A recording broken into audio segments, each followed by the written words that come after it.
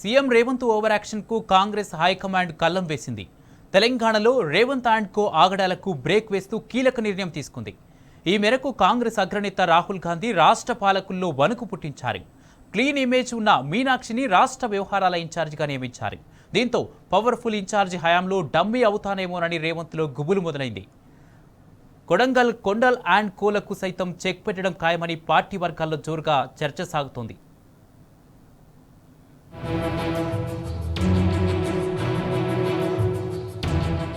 రాష్ట్ర ప్రభుత్వ పెద్దల గుండెల్లో అధిష్టానం పిడిబాకు దించింది.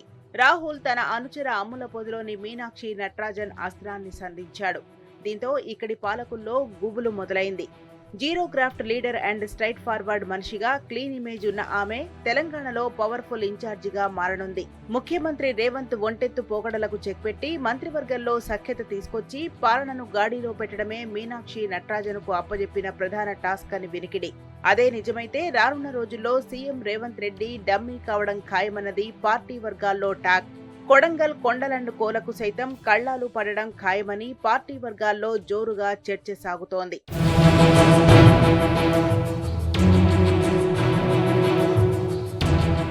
తెలంగాణ కాంగ్రెస్ వ్యవహారాల ఇన్ఛార్జిగా మీనాక్షి నటరాజన్ నియామకం సీఎం రేవంత్ రెడ్డికి మింగుడు పట్టంలేదా?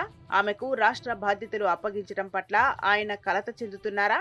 ఇకపై రాష్ట్రంలో ఆమె పెత్తనమే నడవబోతోందా? తన భవిష్యత్ ఏంటనే శంక రేవంత్ ను పట్టిపీడిస్తోందా? అంటే కాంగ్రెస్ వర్గాల నుంచి అవుననే సమాధానం వస్తోంది. మీనాక్షి నటరాజన్ రాహుల్ గాంధీకి అత్యంత సన్నిహితురాలు కావడం, ఆయనకు నీడలా వ్యవహరించే ఆమెకు యువనేత ఫుల్ పవర్స్ ఇవ్వడం పాలకుల కంటి కునుకును దూరం చేస్తోంది. రేపటి నాడు మీనాక్షి పాలనా వ్యవహారాల్లో అవసరాన్ని మించి జోక్యం చేసుకోవడం తథ్యమన్నది పార్టీ ప్రభుత్వ శ్రేణుల్లో చర్చ సాగుతోంది.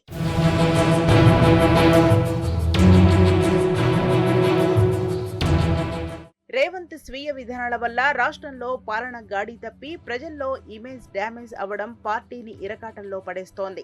కాగా ఆల్ ఇండియా కాంగ్రెస్ కు ప్రధాన ఆర్థిక వనరు తెలంగాణ అనడంలో ఎలాంటి సందేహం అవసరం లేదు.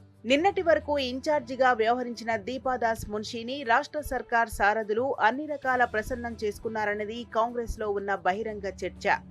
సీఎం అండ్ కో ఆమెతో కుమ్మక్కై తమకు అనుకూలంగా మలుచుకొని అనేక బాగోతాలు బయటకు రాకుండా జాగ్రత్త పడ్డారని ఆరోపణ. సరిగ్గా ఇలాంటి తరుణంలో రాహుల్ గాంధీ కీలక నిర్ణయం తీసుకున్నారు.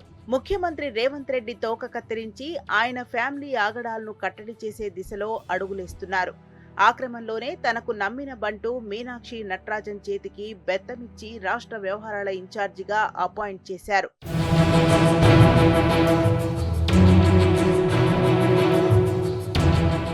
అధికారాన్ని స్వార్థం కోసం వాడుకోవడం, పాలనాపర అంశాలను అటకెక్కించి కేవలం తన కుటుంబమే ప్రధాన ఎజెండాగా రేవంత్ రెడ్డి పనిచేయటం, బీఆర్ఎస్ ఎమ్మెల్యేల పార్టీ ఫిరాయింపు వ్యవహారంతో కాంగ్రెస్ పీకల్లోతు కష్టాల్లో కూరుకుపోవడం రాహుల్ అండ్ కోలకు ఆగ్రహం తెప్పించాయి.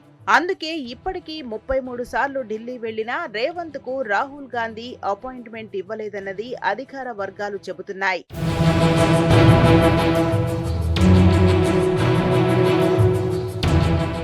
స్వతహాగా ముక్కుసూటిగా నిజాయితీగా మెలిగే మనస్తత్వం ఉన్న మీనాక్షి నటరాజన్ ఎప్పటికప్పుడు పరిస్థితులను సమీక్షించనుంది.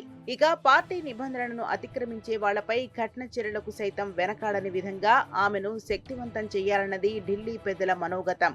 సీఎం బ్రదర్స్ ఇతర మంత్రుల అవినీతిపై ప్రత్యేక దృష్టి పెట్టి వాళ్ల ఆట కట్టించడానికే హైకమాండ్ రాహుల్ టీంలో ప్రధాన మెంబర్ అయిన మీనాక్షి నటరాజన్ ను రంగంలోకి దించిందని వినికిడి.